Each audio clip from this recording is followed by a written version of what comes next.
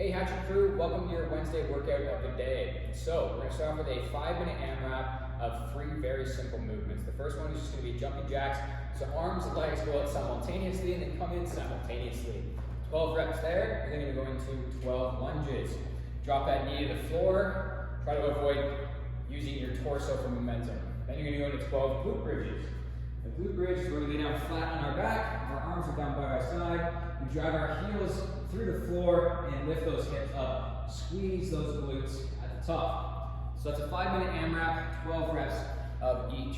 We're then going to go into our strength for the day. We're going to call this the pump versus the strength. So this is going to be just a very short 6-minute EMOM. On minute 1, you're going to do alternating V-ups. On minute 2, you're going to do a new variation of a push-up called the diamond push-up. So, alternating V-ups. We know that the V-up comes from the hollow body position. You want to make sure that the head and shoulders are off the floor, the legs are off the floor, and I'm going to make sure that I'm squeezing my abs and pinning my low back to the floor as hard as I can. My arms are above my head. I'm going to lift one leg up and touch it with the opposite hand, like so. Try not to speed through these. We really want to make sure we're getting that ab pump, and you're going to get that really, really solid burn. On minute 2, you're going to do what's called a diamond push-up. So some of you guys may have not done this before. It is more of an advanced push-up position. So what we're going to do is we're going to bring our hands together, and that's where you can see the reference to the diamond comes in. And this is going to target more of the inside of our pec versus a lot of triceps and shoulders. So range of motion is always the same. Touch that chest to the hands and lock those elbows out of the top. Now because this is more advanced, obviously it's going to become more difficult. You're only going to be able to do a certain amount of diamond push-ups versus your regular push-ups, and that's totally fine.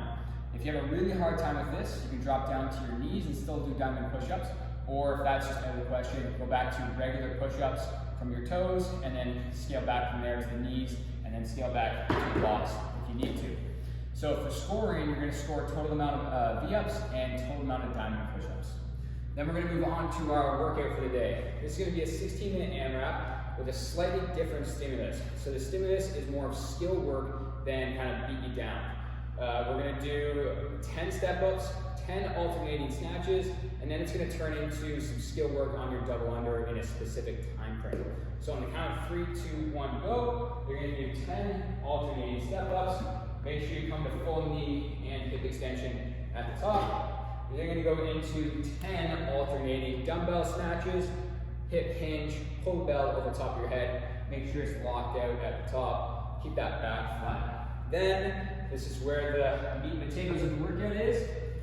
We're going to do 1 minute of just as many double unders as you possibly can. And this is going to be what we're going to score for the day versus scoring rounds.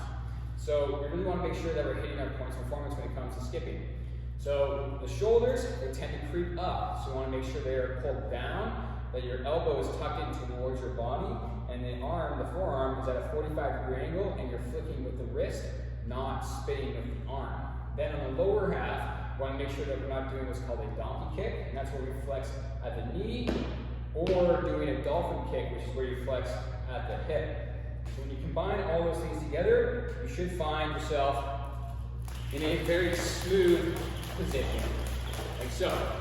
Now, if you know you only have 1 or 2 double unders, that's totally fine. Try to take the frustration out of it because you know you're going to move on at the 1 minute mark. So just don't change the single unders, just work on those doubles. So in terms of scoring for this one, you're scoring total amount of double unders. Okay guys, that's your Wednesday workout of the day. Post your score in the comments and we'll see you tomorrow. Cheers.